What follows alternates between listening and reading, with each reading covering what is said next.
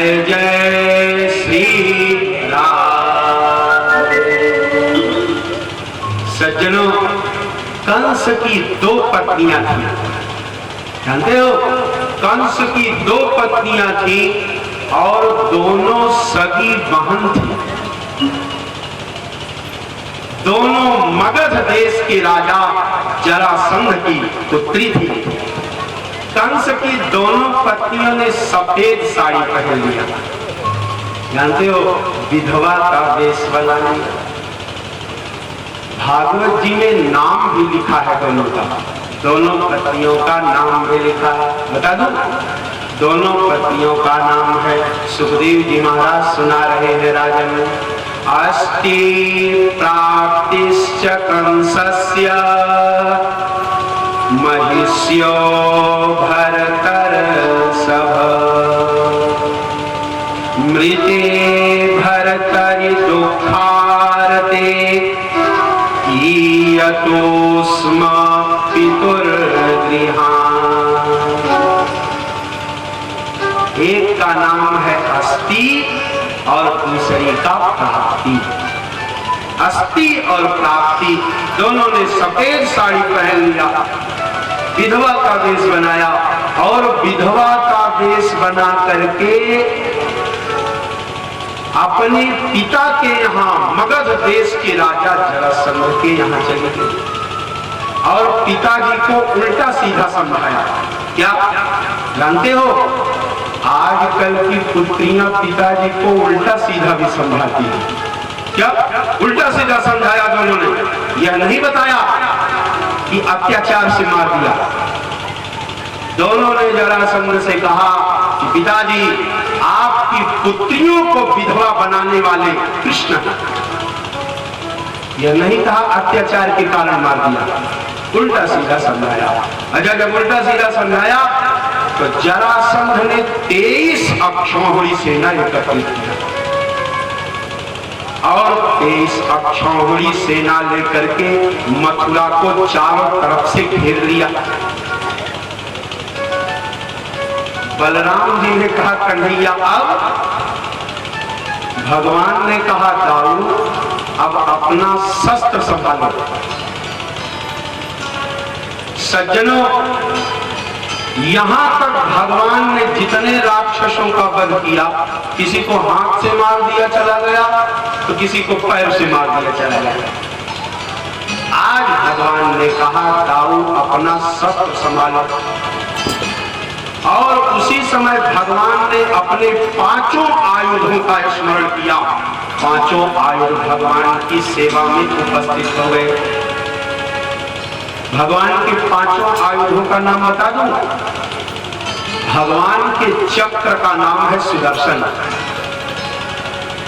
भगवान की शंख का नाम है पांचजन्य, भगवान की धनुष का नाम है सारंग,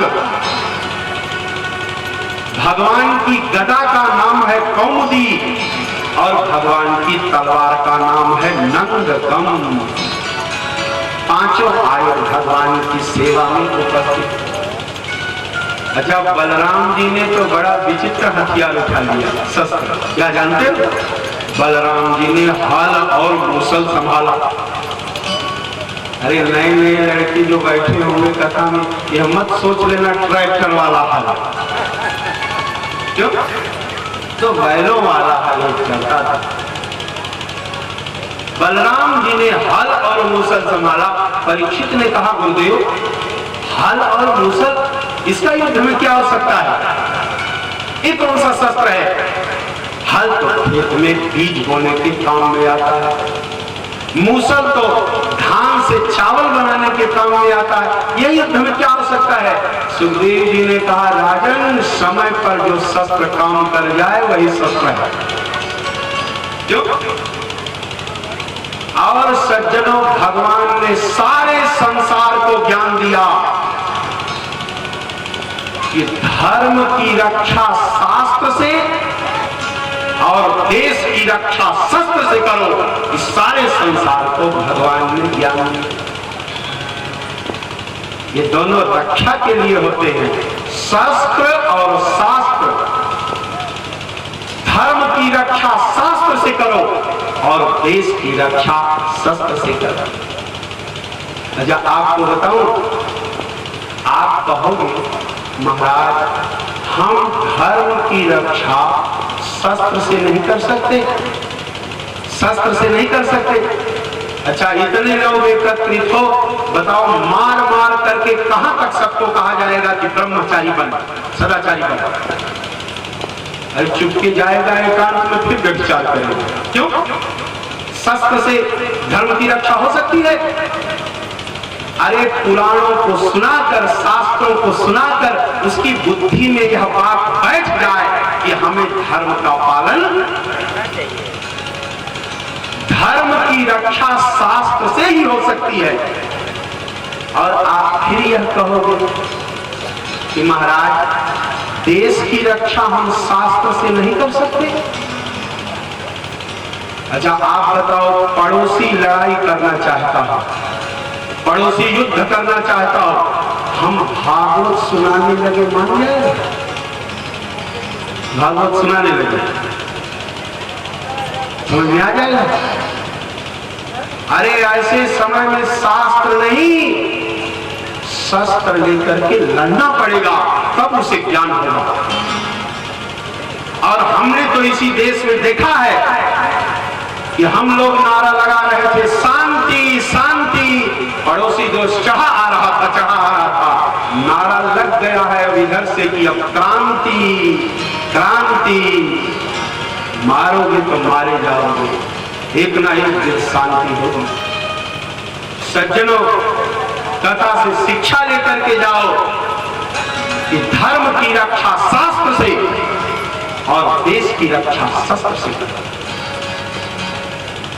सज्जनों 23 अक्षौहिणी सेना के बीच में सुदर्शन जी ऐसे नाचते कि लोग मूली की कथा करते हुए चले जाते।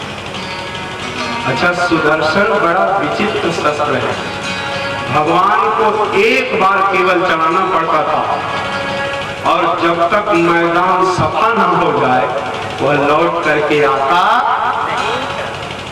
वेदता रहता था, लोग मूली की तरह कटते हुए चले जाते थे। वैसे लोग सुदर्शन से कम डरते, सुदर्शन से कम डरते, लेकिन बलराम जी का हल भीड़ में एक बार जिधर घूमता, बलराम जी फंसाते और खींचते तो कुछ लोग तो रास्ते में ही लुढ़क जाते और जो बच करके आते तो स्वागत में मूसल तैयार। सुबह से लेकर शाम तक पूरा मैदान सफा होने लगा। सज्जनों पूरा मैदान सफा होने लगा। बलराम जी ने एक बार अपना हल जरासंध के भी रथ में फंसाया और खींचा, जरासंध भी लुढ़कता हुआ सामने आ गया। मूसल स्वागत करना ही चाहता था कि दौड़ करके भगवान ने मूसल पकड़ लिया बलराम। अच्छा जैसे मूसल पकड़ा तब तक मौका मिल गया जरासंध को, जरासंध उठ करके भगा और तब तक भागता रहा जब तक दिखाई देना बंद। आज पहली बार बलराम जी ने बड़ी फटकार लगाई भगवान, जानते हो क्यों?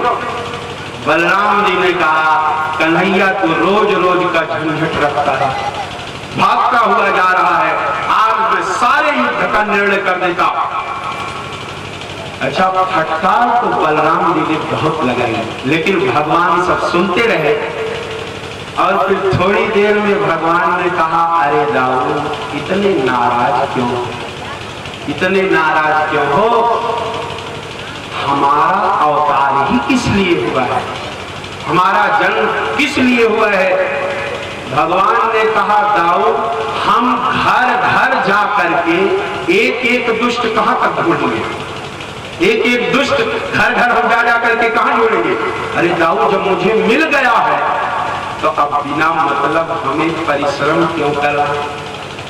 भगवान ने कहा दाऊ यही जरासंध सारे दुष्टों को ढूंढ ढूंढ करके लाता रहेगा और हम घर बैठे सबका वध करते रहेंगे। इस पृथ्वी का भार हम राक्षसों से विहीन इस पृथ्वी को कर देंगे। और भगवान ने कहा दाऊद जानते नहीं हो, दुष्ट के मित्र भी दुष्ट ही होते हैं। अच्छा, इतने लोग कथा में एकत्रित हो, बताओ, दुष्ट की संग से कर देते और जरासंध को छोड़ देते, वो भागता हुआ फिर चला जाता। और सज्जनों, एक बार, दो बार, तीन बार नहीं, 17 बार 23 अक्षौहिणी सेना लेकर के आया। अच्छा, मुझे लगता है राक्षसों का वध करवाने में जरासंध का बहुत बड़ा सहयोग है। क्यों? भगवान सबका वध कर देते, जरासंध को छोड़ देते। अच्छा, विचित्र दशा देखो, 8वीं बार भी 23 अक्षौहिणी सेना एकत्रित किया, लेकिन इस बार तो काल यवन को भी साथ में लेकर के आ रहा है। इस बार तो काल यवन को भी साथ में लेकर के आ रहा है। और विचित्र दशा यह देखो, भगवान काल यवन के सामने से ही भागने लगे और अपना नाम ही रख लिया, रणछोड़नाथ। बोलिए रणछोड़नाथ भगवान की, काल कृष्ण भगवान की जय जय श्री राम। सज्जनों, काल यवन का उद्धार भगवान ने मुचकुंद के द्वारा करवा दिया और कृष्ण और बलराम भागते हुए प्रवर्षण पर्वत पर चढ़ गए। जरासंध दौड़ा लिया, अरे तो कायर है, भाग रहा है। अच्छा, 17 बार स्वयं भागा, भूल गया। 17 बार वाला भूल गया है, भागा है। 20 बार का याद है, अरे कायर है, दौड़ रहा है। प्रवर्षण पर्वत पर चारों तरफ से आग लगवा दिया, प्रवर्षण पर्वत जलने लगा। बलराम जी ने कहा कन्हैया अब? भगवान ने कहा अरे दाऊद, यह शरीर रूपी पहाड़ एक ना एक दिन शमशान में तो जलना है। यह शरीर रूपी पहाड़ एक दिन शमशान में जलेगा, लेकिन शरीर रूपी पहाड़ में 2 लोग नहीं जलते। 2 लोग नहीं जलते, कौन कौन बताओ? एक आत्मा और एक परमात्मा। आत्मा है भगवान श्री कृष्ण, आत्मा है बलराम जी और परमात्मा है भगवान श्री कृष्ण। भगवान ने कहा दाऊद, अब तो पहाड़ से छलांग लगाना पड़ेगा, अब तो पहाड़ जल रहा है, पहाड़ से कूदना पड़ेगा। सज्जनों, कृष्ण और बलराम ने समुद्र में छलांग लगाया, समुद्र ने स्थान छोड़ दिया। अब यहाँ पर भगवान एक नई नगरी बसाएंगे जिसका नाम पड़ेगा द्वारका। यहाँ पर भगवान द्वारकाधीश भी बनेंगे। बोलिए द्वारकाधीश भगवान की, बाल कृष्ण भगवान की जय जय श्री राम। सज्जनों, जैसे कृष्ण और बलराम ने छलांग लगाया, समुद्र ने तो स्थान छोड़ दिया, लेकिन महाराजा रैवत अपनी पुत्री रेवती को लेकर के खड़े हैं। ब्रह्मा जी ने बताया है कि महाराज, आपको अपना दामाद ढूंढने के लिए नहीं जाना पड़ेगा, आपका दामाद चल करके स्वयं घर आएगा। बलराम जी को देख करके विवाह की चर्चा करने लगे राजा रैवत। लेकिन सज्जनों, जानते हो, रेवती बलराम जी से 1 हाथ बड़ी है। रेवती बलराम जी से 1 हाथ बड़ी है। भगवान से राजा रैवत विवाह की चर्चा करने लगे। बलराम जी कहते कन्हैया, यह विवाह कैसे होगा?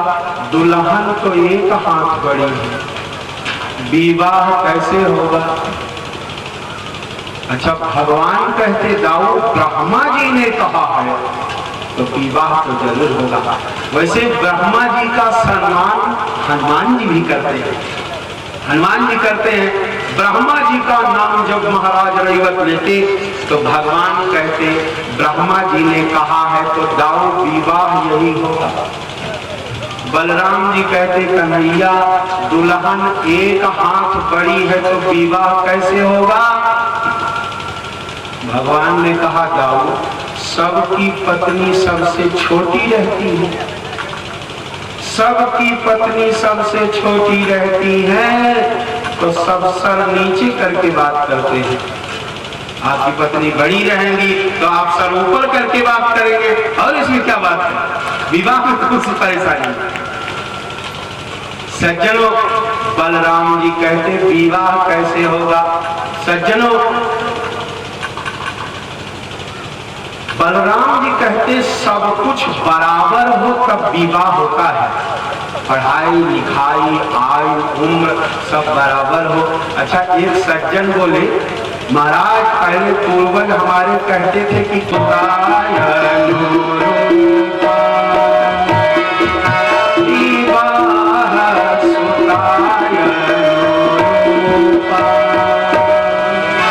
तुलसीदास लिखते घर पर कुल, ये जो अनुरूप हो तो बिना विचार के विवाह कर देना चाहिए।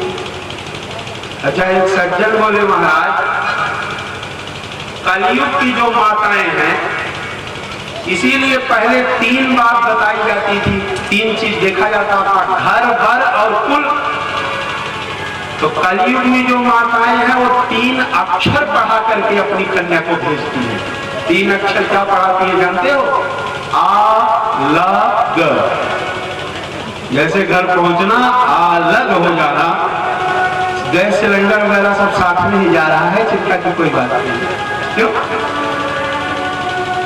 सज्जनों बलराम जी कहते विवाह कैसे होगा। सज्जनों वैसे कलयुग का जो दौर है, कलयुग के दौर में और कुछ बराबर हो या ना हो, लेन देन जरूर बराबर हो तब विवाह होता है। कहीं कहीं बड़ा विचित्र विवाह हो जाता है देखने में। जानते हो एक बार एक पति पत्नी स्टेशन पर यात्रा करने के लिए गए। स्टेशन पर जब यात्रा करने के लिए गए तो बड़े बड़े स्टेशनों पर आपने देखा होगा ओजन तौलने वाली मशीन लगी। पति ने सोचा इतनी दूर आया हूँ तो लाओ देख लूं हमारा ओजन कितना है, मैं कितना ओजन हो। अच्छा पति जब मशीन के ऊपर चढ़े तो मशीन के ऊपर मशीन के अंदर 1 रुपए का सिक्का डाला। जैसे 1 रुपए का सिक्का डाला तो उसमें से खर खर करते हुए पर्ची निकली। तो उसमें लिखा था कि आपका ओजन 55 किलो है। अच्छा 1 रुपए में बड़ा सुंदर ओजन आपको मिल गया। तब तो साथ में पत्नी है तो पत्नी सोच रही है दोबारा हम आवे कि ना आवे। अब आए ही जवाब दिया, ऐसा भी विवाह हो जाता है। सज्जनों बलराम जी कहते हैं विवाह कैसे होगा। भगवान ने कहा दाऊ ब्रह्मा जी ने कहा है तो विवाह जरूर होगा। भगवान की पावन सानिध्य में रेवती और बलराम का विवाह प्रारंभ हुआ। अच्छा रेवती को वरदान है, जैसे बलराम जी के हल का स्पर्श हुआ रेवती छोटी हो गई और रेवती और बलराम का पावन विवाह। सज्जनों आप सब हम सब भगवान के भी विवाह महोत्सव में उपस्थित होंगे, मंगलमय विवाह की कथा को श्रवण करेंगे। लेकिन इसके पहले थोड़ी देर प्रेम और श्रद्धा के साथ सब सुने। सब क्या तारा है सारा जवान,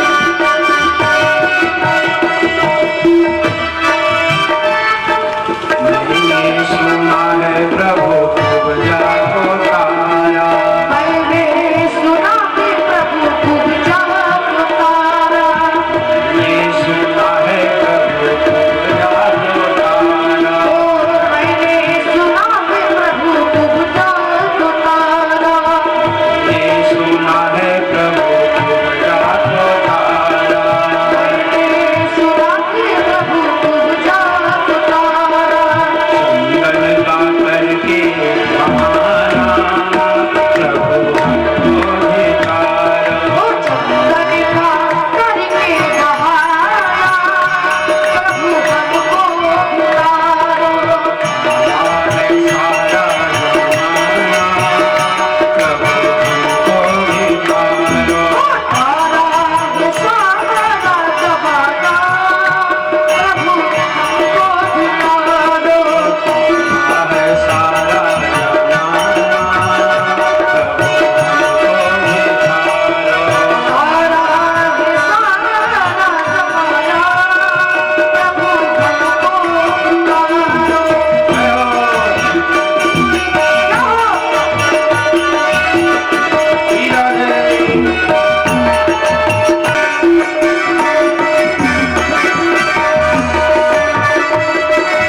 प्रभु सुना है प्रभु श्री को तारा, मैंने सुना प्रभु शिवजी पुकारा, श्री को तारा प्रभु श्री को तारा, शिवजी पुकारा प्रभु शिवजी पुकारा, श्री को तारा प्रभु श्री को तारा, शिवजी पुकारा प्रभु शिवजी पुकारा, ये सुना है प्रभु श्री को तारा, मैंने सुना है प्रभु शिवजी पुकारा, योगा करके बहाना प्रभु हमको भिखारा, पैरों का करके बहाना प्रभु हमको पुकारो, तारा है सारा जमाना प्रभु हमको भिखारा, तारा है सारा जमाना प्रभु हमको पुकारो, तारा है सारा जमाना प्रभु हमको भिखारा, तारा है सारा जमाना प्रभु हमको भिखारा, तारा है सारा जमाना प्रभु हमको पुकारो, तारा है सारा जमाना प्रभु हमको भिखारा।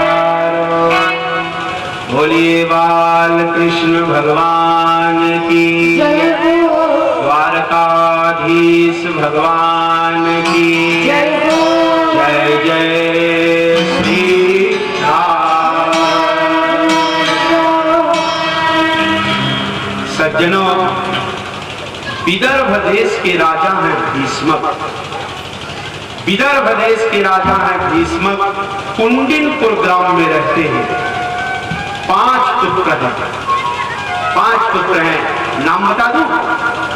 रुक्मी, रुक्मरथ, रुक्मकेश, रुक्मबाहु और रुक्ममाली। 5 पुत्र हैं।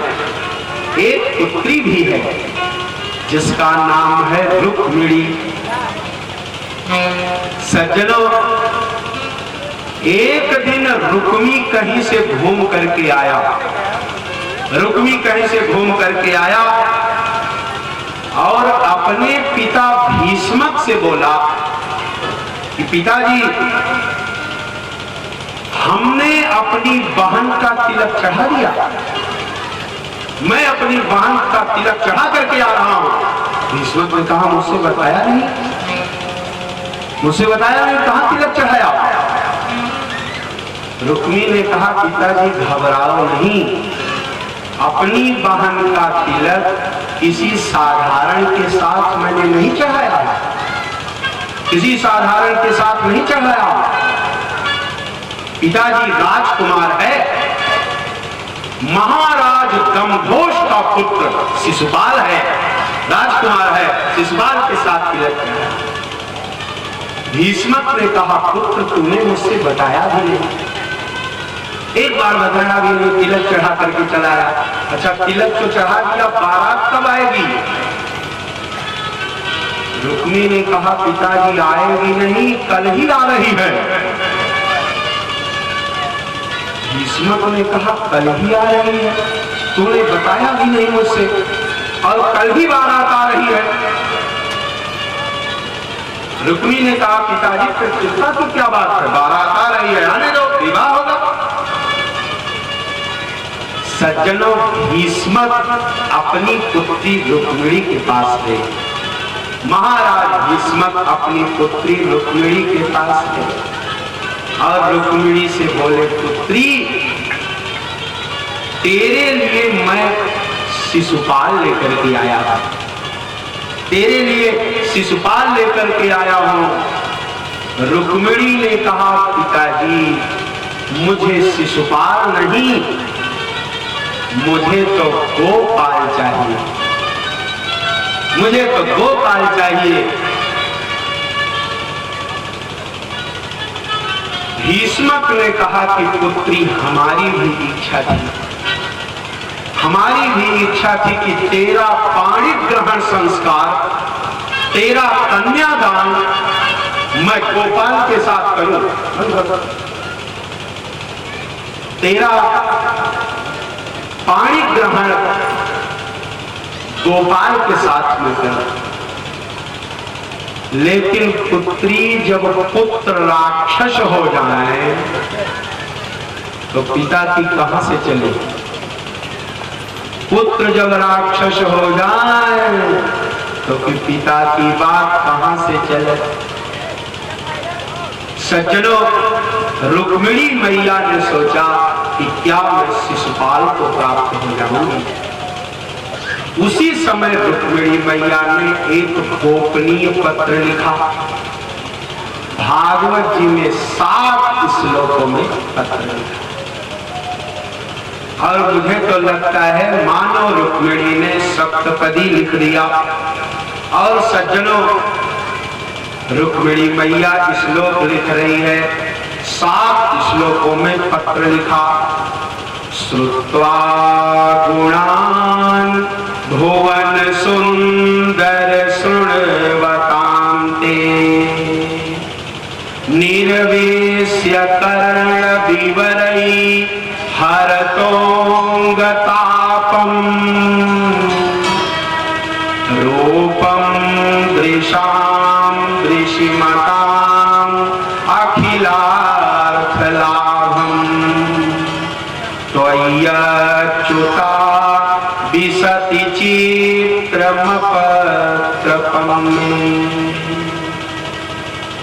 रुक्मिणी पत्र लिख रही है, हमें आपको भगवान क्यों नहीं मिलते जानते हो? हम आप पूरे जीवन भर पत्र ही लिखना नहीं जानते, पत्र ही नहीं लिख पाते। रुक्मिणी मैया पत्र लिख रही है कि श्रुत्वा गुणान्, प्रभु आपके गुणों को मैंने सुना है। सज्जनों, रुक्मिणी ने यह नहीं लिखा कि मैंने देखा है, रुक्मिणी भगवान को कभी नहीं देखा है, लेकिन रुक्मिणी पत्र में लिख रही है कि मैंने अपने गुरु नारद जी के द्वारा आपके गुणों को सुना है, मैंने आपकी कथा सुन लिया। श्रुत्वा गुणान्, और सुन करके मैंने आपको अपना बना लिया है, सुन करके मैंने आपको अपना बना लिया। सज्जनों, रुक्मिणी मैया ने सुन करके भगवान को अपना बना लिया। और आजकल तो कितने लोग आते हैं, कहते हैं महाराज पहले दिखाओ तब हम मानेंगे। अच्छा, कहीं ऐसा होता है?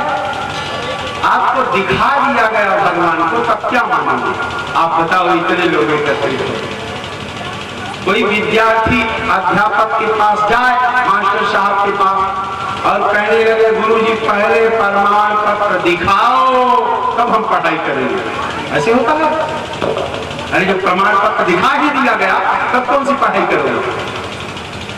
आजकल पढ़े लिखे लोग हो गए, बड़े पढ़े लिखे हो गए, पढ़े लिखे लोग कहते हैं, अच्छा कोई आकर के कहने लगे अंधकार दूर हो जा, गुणों को मैंने सुना है। सज्जनों, भगवान का एक नाम है श्याम सुंदर। श्याम सुंदर नाम क्यों है जानते हो? अच्छा, कभी कभी मैं सोचता हूं तो श्याम मानी होता है काला, श्याम का अर्थ लगाओगे तो श्याम भी काला, और सुंदर माने सुंदर, चलो कोई बात नहीं है, ये सुंदर तो ठीक है, लेकिन मैं सोचता हूं कि ये काला सुंदर क्या है? काला सुंदर कौन सा नाम है? सज्जनों, श्याम माने होता है काला, और श्याम का और अर्थ है, श्याम माने होता है गहरा, जानते हो? श्याम माने गहरा। जब पानी अधिक गहरा होता है तो लोग कहते हैं कि जल कितना श्याम है। सज्जनों, हमारी आपकी जो सुंदरता है वह छिछली है, ऊपर ऊपर। क्यों? हमारी आपकी सुंदरता ऊपर ऊपर है, लेकिन भगवान की सुंदरता गहरी है, इसीलिए भगवान है श्याम। सज्जनों, रुक्मिणी मैया कह रही है कि श्रुत्वा गुणान् भुवन सुंदर शृण्वतान्ते निर्वेश्य कर्ण विवरै हरतोंगतापम्। पत्र में क्या लिख रही है कि निर्विश्य कर्ण विवरै, प्रभु आपकी कथा कर्ण विवरों से हृदय में प्रवेश करती है तो हरतोंग तापम, दुखों का हर कर देती है, दुख को हर लेती है और मन को शांति प्रदान करती है। रुक्मिणी मैया कितना सुंदर पत्र लिखी। रुक्मिणी ने पत्र लिखा और सुनंद नाम के ब्राह्मण को पत्र दे दिया। एक विदर्भ देश में रहते हैं एक ब्राह्मण पुरोहित जी, उनका नाम है सुनंद। जैसे हमारे पुरोहित जी का नाम है वीर बहादुर, उसी प्रकार से विदर्भ देश में जो पुरोहित थे उनका नाम था सुनंद। सुनंद नाम के ब्राह्मण को रुक्मिणी ने पत्र दे दिया, ले जाओ हमारा पत्र भगवान द्वारकाधीश के पास पहुंचा। सुनंद नाम के ब्राह्मण पत्र लेकर के चले, लेकिन सज्जनों, पत्र लेकर पहुंचते पहुंचते सुबह हो गई। एकदम सुबह सुनंद नाम के ब्राह्मण द्वारका पहुंच गए। भगवान मुख ही धुल रहे थे। सुनंद नाम के ब्राह्मण ने पत्र दे दिया भगवान को। भगवान ने जैसे पत्र देखा, भगवान ने कहा, ब्राह्मण देवता यह बताओ, आज ही बारात आ रही है, आज ही बारात आ रही है, इतनी जल्दी मैं कैसे पहुंचूंगा, इतनी जल्दी कैसे मैं विदर्भ देश पहुंच पाऊंगा, आज ही बारात भी आ रही है। सुनंद नाम के ब्राह्मण ने कहा कि प्रभु आप यह उसे बताओ जो ना जानता हो, आप मुझसे कह रहे हो, भला बताओ आपको भी कहीं आना जाना है क्या, आपको भी कहीं जाना पड़ता है क्या? सज्जनों, सुनंद नाम के ब्राह्मण को भगवान ने रथ पर बैठाया और रथ द्वारका से विदर्भ देश की ओर चल पड़ा।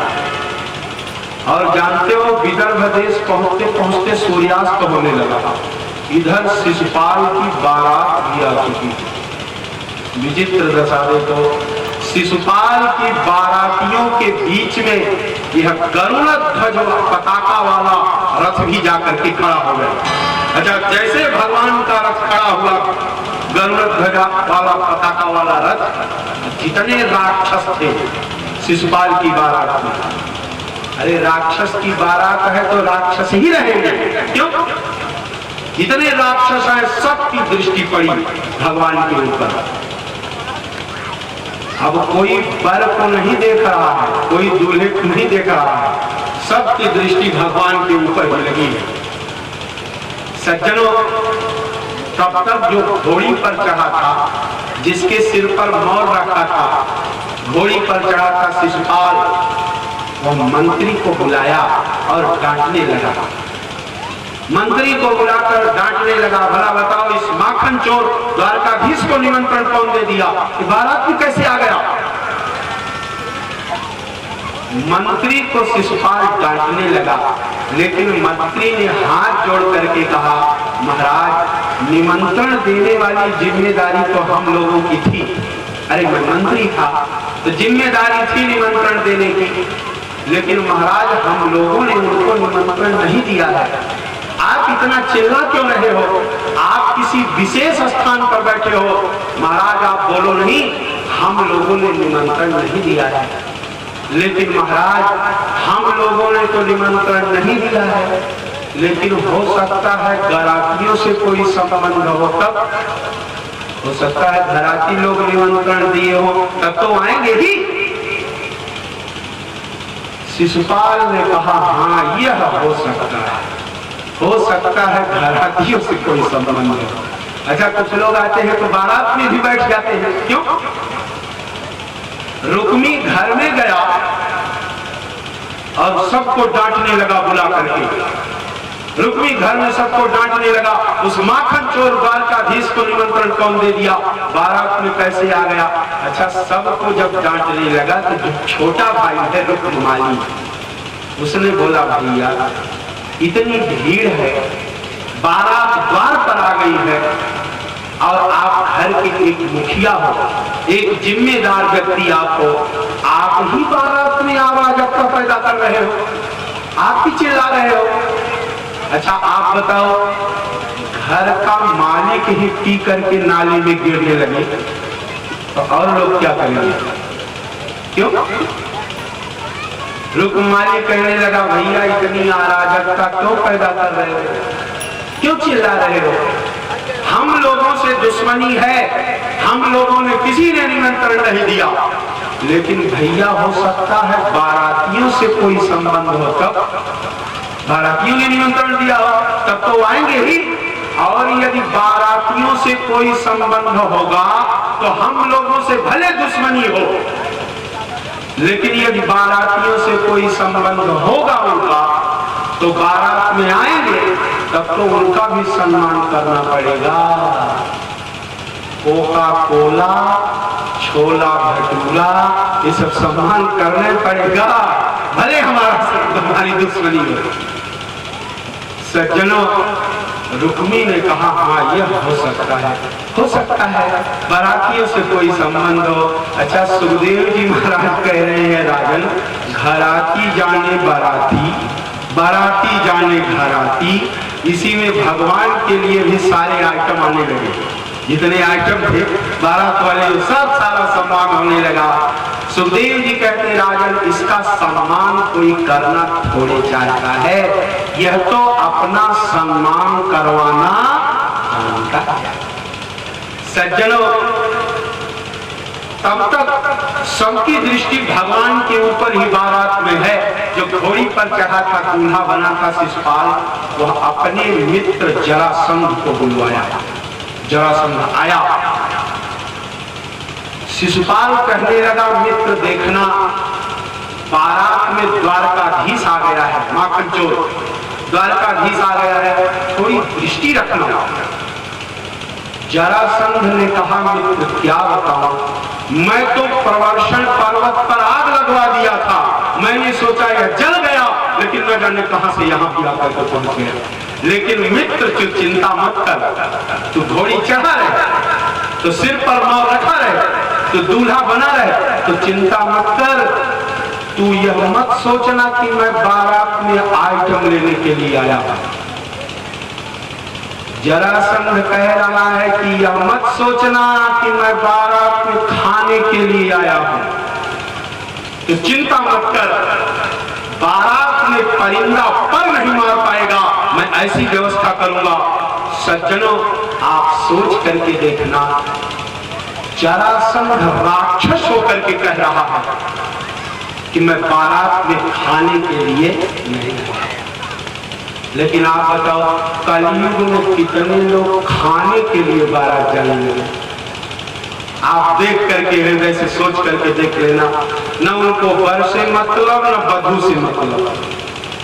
बारात में पहुंचे तो पहले खाना देखने लगे। चिंता मत कर, तो दूल्हा बना रहे, मैं व्यवस्था देख रहा हूं, दृष्टि रखे हूं, परिंदा पर नहीं मार पाएगा, तो चिंता मत कर। अच्छा, उसी प्रकार जरासंध व्यवस्था में भी लगा है, सारी व्यवस्थाएं में तरफ दृष्टि रख रहा है जरासंध। सज्जनों,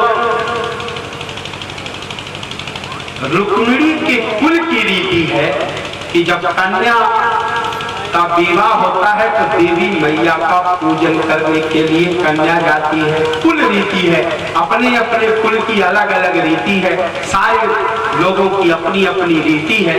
लेकिन रुक्मिणी के यहाँ यह रीति थी कि कन्या का जब विवाह होने लगता तो देवी मैया का पूजन करने के लिए कन्या जाती। और इधर बारात में सबकी दृष्टि भगवान के ऊपर ही है। जानते हो, जैसे गीदड़ों के बीच में कोई सिंह आ जाए, उसी प्रकार से सब भगवान के ऊपर ही दृष्टि लगाए हैं। भगवान ने सोचा इस तरह से रह गया तो कोई काम भी बनने वाला नहीं है। भगवान रथ पर बैठे और रथ पीछे की तरफ घुमा। अच्छा, जब गरुड़ पताका वाला रथ पीछे की तरफ घुमा तो जितने राक्षस थे सोचने लगे बड़ा अच्छा हुआ, माखन चोर गया, द्वारकाधीश गया। अच्छा, रथ पीछे को तो घुमा, गांव के बाहर गया। गांव के बाहर से बाईपास से होते हुए देवी मैया के मंदिर के पास जाकर के रथ खड़ा। अरे मंदिर तो गांव के बाहर है, क्यों? और जरासंध की व्यवस्था देखना, कैसी व्यवस्था किया है। घर से लेकर मंदिर तक सैनिक खड़ा कर दिया, फौजी दोनों तरफ फौजी सैनिक खड़े हैं। सैनिकों के बीच से रुक्मिणी मैया पूजन करने के लिए जा रही है। देवी मैया का घर से लेकर मंदिर तक सैनिक खड़ा कर दिया है जरासंध। अच्छा, देवी मैया का पूजन करने के लिए रुक्मिणी गई। पूजन क्या कर रही है आपको बताऊं? रुक्मिणी मैया पूजन क्या करती, यही माता जी का पूजन कर रही है कि दुर्भगाया न मेधाता नानुकूलो महेश्वरा देवी वा विमुखा गौरी रुद्राणी गिरिजा सती। हे महामाया, क्या मुझे गोपाल नहीं प्राप्त हो? देवी मैया का पूजन तो किया रुक्मिणी ने, लेकिन रुक्मिणी पूजन करके जैसे मंदिर के बाहर निकली और रुक्मिणी ने एक बार घूंघट ऊपर किया, जैसे घूंघट ऊपर किया तो एक सैनिक ने रुक्मिणी का मुखमंडल देखा। जो सैनिक, जो फौजी जरासंध खड़ा किया था, एक सैनिक ने रुक्मिणी का मुखमंडल देखा और देख करके अपने पास में खड़े हुए दूसरे सैनिक से बोला। दूसरे सैनिक से कहने लगा, भैया वैसे विवाह रुक्मिणी का शिशुपाल के साथ हो रहा है, रुक्मिणी का विवाह शिशुपाल के साथ हो रहा है, लेकिन रुक्मिणी के योग्य वर शिशुपाल है, शिशुपाल नहीं है योग्य वर। तो उसने कहा कि योग्य वर कहां से आएगा? तुम भी उल्टा सीधा औरतों की तरह बात कर रहे हो, ऐसे क्यों बोल रहे हो? वो डांटने लगा। तो बोला, भैया डांटने की बात नहीं है, डांटने की बात नहीं है, मैं तो यह कह रहा था रुक्मिणी के योग्य वर शिशुपाल है नहीं। वो कहने लगा, योग्य वर नहीं है तो योग्य वर कहां से आएगा? पृथ्वी के ही कोई किसी व्यक्ति के साथ तो होगा। तो कहता, भैया चिल्लाना नहीं है, मैं तो यह कह रहा था जो गरुड़ ध्वज पताका वाले रथ पर बैठा है व्यक्ति, उसी के साथ रुक्मिणी का विवाह हो जाता तो जोड़ी बहुत सुंदर है। दोनों की जोड़ी बहुत सुंदर रहती। मैं तो केवल इतना कह रहा था, बाकी कोई बात नहीं है, हम लोग तो ड्यूटी कर ही रहे हैं, कर रहे हैं। मैं इतना कह रहा था उसके साथ विवाह होता तो अच्छा होता। अच्छा, भगवान धीरे से रथ से उतरे, धीरे धीरे रुक्मिणी की ओर आने लगे और धीरे से रुक्मिणी का हाथ पकड़ लिया। जैसे धीरे से रुक्मिणी का हाथ पकड़े तब तक तीसरा सैनिक आ गया। तीसरे सैनिक ने कहा, भैया देख रहे हो दोनों कितना सुंदर लग रहे हैं, देख रहे हो दोनों कितना सुंदर लग रहे हैं। अच्छा, भगवान रुक्मिणी का हाथ पकड़कर धीरे धीरे चलने लगे, धीरे धीरे चल रहे, कोई चिंता नहीं है, धीरे धीरे चलने लगे। तब तक चौथा सैनिक आ गया। चौथी ने कहा, भैया देख रहे हो दोनों कितना सुंदर चल रहे हैं, दोनों कितना सुंदर चल रहे हैं। अच्छा, भगवान रुक्मिणी के साथ जब रथ पर चढ़ने लगे तो पांचवा सैनिक बोला, भैया देख रहे हो दोनों कितना सुंदर चढ़ रहे हैं, रथ पर कितना सुंदर चढ़ रहे हैं। अच्छा, रथ जब आगे की तरफ चला, आगे की तरफ चला तब तक छठवां सैनिक बोला, भैया देख रहे हो रथ कितना सुंदर चल रहा है। अच्छा, रथ जब हवा के वेग में चला तब तक सातवां सैनिक आया। सातवें सैनिक ने कहा, भैया हम लोग किस लिए खड़े थे? तो कहने लगे रुक्मिणी की रक्षा के लिए। तो बोले, रुक्मिणी की रक्षा कर रहे हो कि रुक्मिणी गई? तब तक सारे सैनिक कहने लगे, क्या हुआ क्या हुआ? लोग कहने लगे, रुक्मिणी हरण हो गया।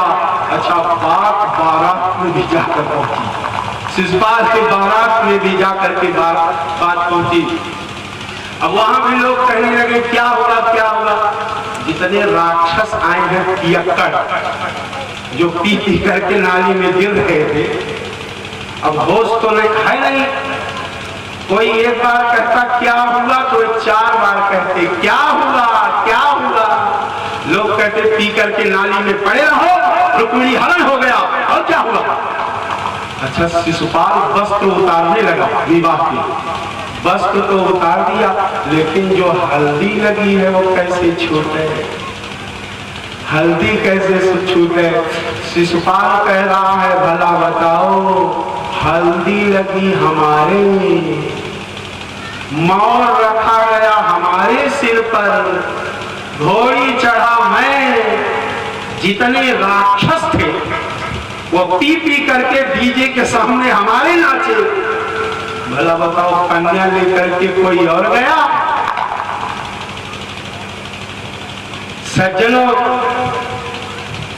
शिशुपाल विवाह के वस्त्र उतारने लगा और कथा में जो नए नए लड़के बैठे हैं, मिश्रानी ग्राम सभा के करिया वजना के जितने नए नए लड़के बैठे हैं, और अच्छी तरह से कथा सुनेंगे। कहीं ऐसा ना हो कि तुम पीकर नाली में ही पड़े रहो, कन्या लेकर के कोई और जाओ। क्यों? सज्जनों, शिशुपाल वस्त्र उतारने लगा। शिशुपाल सोच रहा है, घर चलूंगा तो माता जी धार लेकर के खड़ी होंगी कि पुत्र और बहू आ रहे होंगे, आरती लेकर के माता जी खड़ी होगी। लेकिन माता जी को क्या पता कि पुत्र ने पी करके बहू गंवाया। क्यों? सज्जनों, आज कथा में आए हो तो हृदय से विचार करके जाना, सोच लेना। हमारे आपके यहाँ लोग वर्षों विवाह की तैयारी करते हैं कि नहीं? कितने घरों में लोग कई वर्षों तक विवाह की तैयारी करते हैं, कई वर्षों तक विवाह की तैयारी करते हैं, फिर लोग विवाह करते हैं। अच्छा, जब विवाह होने लगता है, पंडित जी विवाह करा कि भगवान के पीछे दौड़ पड़े। जितने बारात में आए थे सारे राक्षस दौड़ पड़े। सज्जनों, उधर से बलराम जी सेना लेकर के आ रहे थे। अच्छा, बलराम जी को देखते ही भगवान का रथ खड़ा हो गया। बलराम जी बड़े भाई हैं, देखते ही रथ खड़ा हो गया। फिर आज बलराम जी ने बड़ी फटकार लगाई। अरे ये तो कहकर आए हैं जब जब गलती करोगे कान भी पकड़ता रहूंगा। क्यों? आज फिर बड़ी फटकार लगाई। बलराम जी ने कहा तुझे विवाह करना था तो मुझसे बताना था, मैं बड़ा भाई था, विवाह करता। अकेले चला गया, सारे राक्षस एकत्रित थे, न जाने क्या हो जाता। अच्छा कोई बता दो, कोई कितनी देर तक बोलेगा? थोड़ी देर तक तो बलराम जी ने फटकार लगाया। फिर बलराम जी ने कहा कन्हैया जो होना था हो गया, हो गया। यह बता सब ठीक तो है? सब ठीक है? भगवान ने हाथ जोड़ करके सर नीचे करके कहा दाऊ सब ठीक है, सब कुछ ठीक है, लेकिन पीछे शिशुपाल के बाराती। बलराम जी ने कहा अब वर और वधू विदा हो, वर और वधू विदा हो, अब हम लोग आपस में समझौता कर लेते हैं। बलराम जी ने हल और मूसल संभाला। सज्जनों, बलराम जी का हल जिधर एक बार घूमता और भीड़ में फंसाते खींचते तो कितने बेचारे लोग तो मार्ग में ही लुढ़क जाते, जो बच करके आते मूसल स्वागत में तैयार रहता। अच्छा आपको बताऊं, पियक्कड़ों की शक्ति ही कितनी रहती है, पियक्कड़ों की शक्ति कितनी रहती है। दो चार मूसल पड़ता तो होश आता क्या हो रहा है। और सज्जनों, बारात में लोग इच्छा क्या रखते हैं? बारात में क्या इच्छा रखते हैं? एक संत ने बड़ा सुंदर भाव लिखा है, संत ने बड़ा सुंदर पद लिखा है कि बारात में लोग चाहते क्या है? दंपति रूप ही मातुबर, उत्तम कुल बांधव चाहे, भोजन चाहे बरात। क्यों? सज्जनों, जो कन्या रहती है, जो दुल्हन रहती है, वो यही सोचती है और कुछ चाहे खराबे हो और कुछ चाहे गड़बड़ हो, ठीक है, लेकिन जो लड़का हो वो नंबर 1 वाला हो। अच्छा दूल्हा भी कम थोड़े है, दूल्हा भी चक्कर में रहता है कि और खराबे हो चाहे सब, लेकिन जो दुल्हन हो VIP वाली है। क्यों? दोनों 20 चक्कर में रहते हैं। और जो माता रहती है,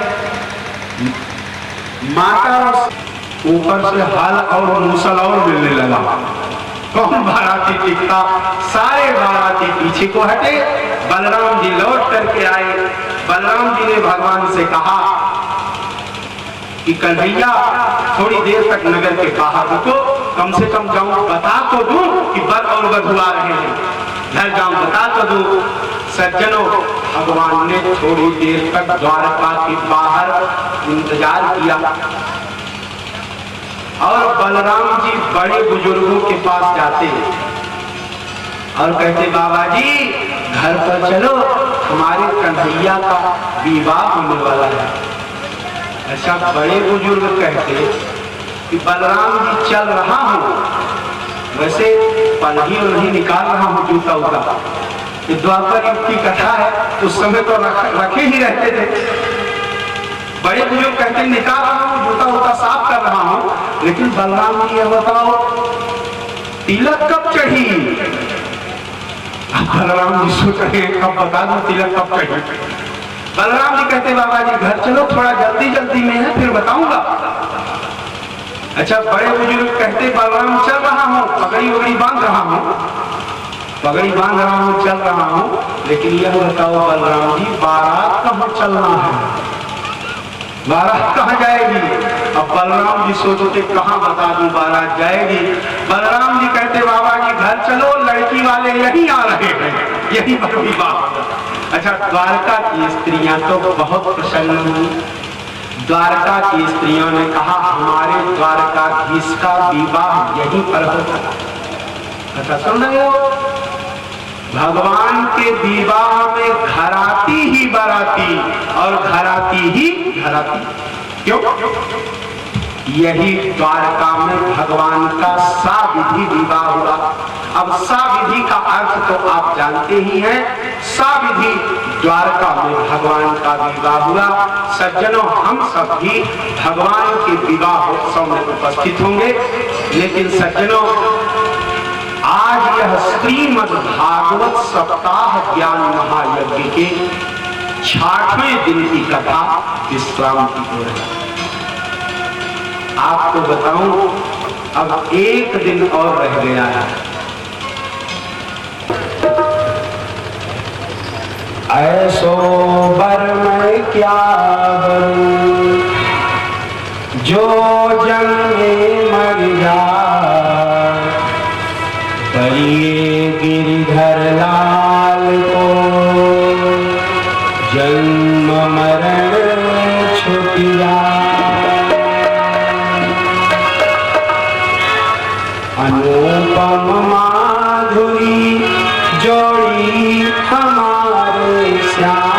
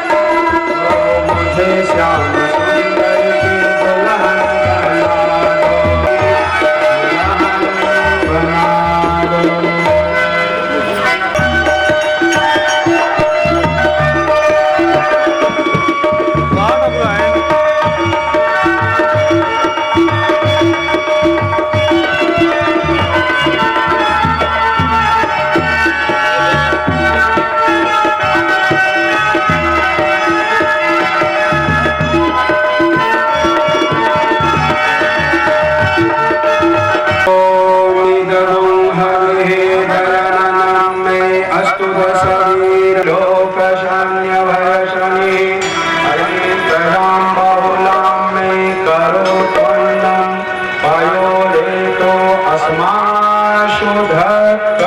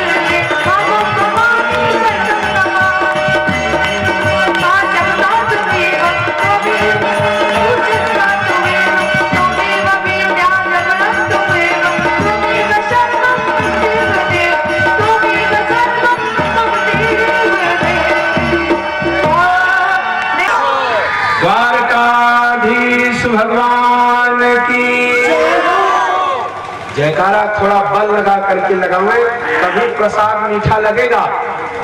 और जो जयकारा तेज से नहीं लगाएगा उसको प्रसाद फिर खारा लगेगा, जानते हो।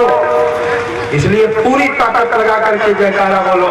श्रीमद् भागवत महापुराण की, सत्य सनातन धर्म की, धर्म की, धर्म की, अधर्म का, अधर्म का, प्राणियों में विश्व का, विश्व का। जय जय